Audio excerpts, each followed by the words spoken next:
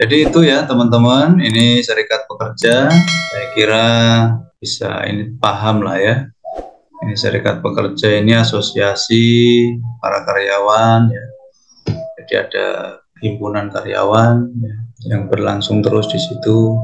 Kemudian juga biasanya ikut bersama-sama antara serikat pekerja juga memberikan masukan terhadap perusahaan ya, karena ini akan mempengaruhi juga. Jadi jangan sampai nanti perusahaan kebijakannya semua dari atas, tapi juga harus kadang-kadang mendengarkan karyawan dari mana yang bisa menyuarakan ya serikat pekerja ini ya, bottom up, termasuk kebijakan pemerintah. Ini juga ada masukan-masukan dari serikat pekerja. Misal ada kenaikan upah ya, upah minimal kabupaten atau UMP, itu kan ada masukan-masukan. Tujuan internalnya mengembangkan kerjasama antara anggota serikat, yang eksternalnya kerjasama dan dengan pihak pengusaha dan lingkungan. Jadi pihak perusahaan dan lingkungannya ya, ini nanti bukan karyawan semua yang jalan, tapi sudah diwakilkan oleh teman-temannya yang ada di serikat. Oke, ini kondisi yang membuat bergabung dengan serikat pekerja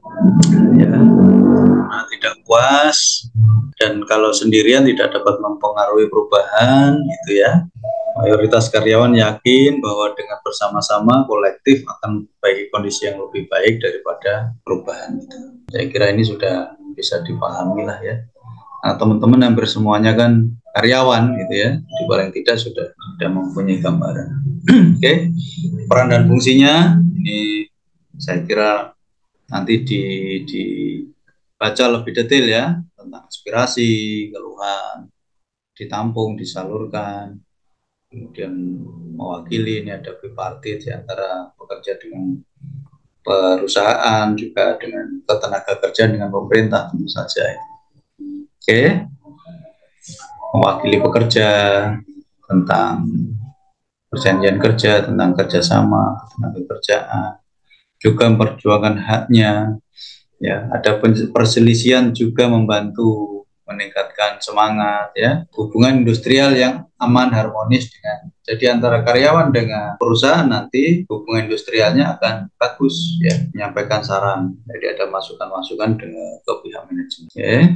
Ini undang-undangnya ya, Serikat Pekerja ini ada Undang-Undang Nomor 21 Tahun 2000 tentang Serikat Pekerja. Oke, pengertiannya ini pasal 1 sudah ada. Ya, nanti teman-teman bisa baca sendiri. Oke, kemudian juga ada Undang-Undang Nomor 13 Tahun 2003 ya, tentang ketenagakerjaan yang mencakup. Jadi ini Undang-Undang Ketenagakerjaan ya, 13 tahun 2003 tentang perencanaan termasuk informasi, pelatihan, penempatan dan perluasan kerja, termasuk ada tentang penggunaan tenaga kerja asing, hubungan kerja industrial, termasuk yang penyandang cacat untuk anak-anak dan perempuan. Nah, ini ada di undang-undang ini. Nanti silahkan.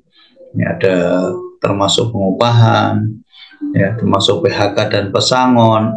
Itu ada di Undang-Undang Nomor 13 Tahun 2003 ya, termasuk penyidikan dan sanksi. Itu ya teman-teman, ini Undang-Undang Nomor 23 Undang-Undang tentang Peraturan Ketenagakerjaan, Undang-Undang Nomor 13 Tahun 2003 ya. Oke, ada poin-poinnya, ada 15 poin. Kemudian ini tentang perselisihan. Insya Allah ini yang dikit lagi ya. Konflik ini pasti terjadi ya dimanapun ya. Ini sudah, saya nggak urai panjang ya. Adanya perbedaan persepsi. Oke, saya kira antar organisasi dan karyawannya biasa. Konflik merupakan kenyataan yang sulit dihilangkan. Pasti terjadi, nggak bisa hilang, ya. Pasti ada konflik, itu ada masalah.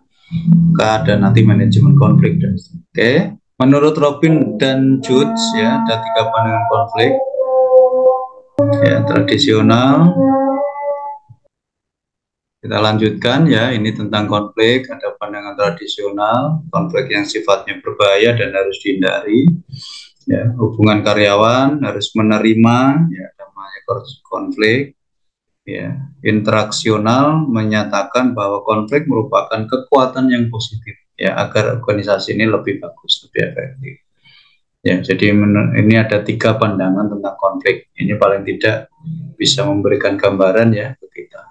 Kalau memang konfliknya pandangan berbahaya ya pandangan tradisional, konflik ini pokoknya konflik itu bahaya, gitu. Makanya harus dihindari. Kan tidak semuanya harus begitu ya. Oke. Tapi bisa jadi memberikan kekuatan yang positif ya, ada sisi positif yang di sana. Oke ya teman-teman, itu tentang konflik. Kemudian bentuknya, jenisnya, ini ada yang substantif ya. Kemudian ada yang afektif ya. Konflik yang ketika orang mengalami ketidaksesuaian ya, dia frustasi, marah langsung dia. Oke. Kemudian ada yang proses. Oke, nanti silahkan dibaca ya. Ya, saya kira itu ya poin-poin yang dapat saya sampaikan malam hari ini.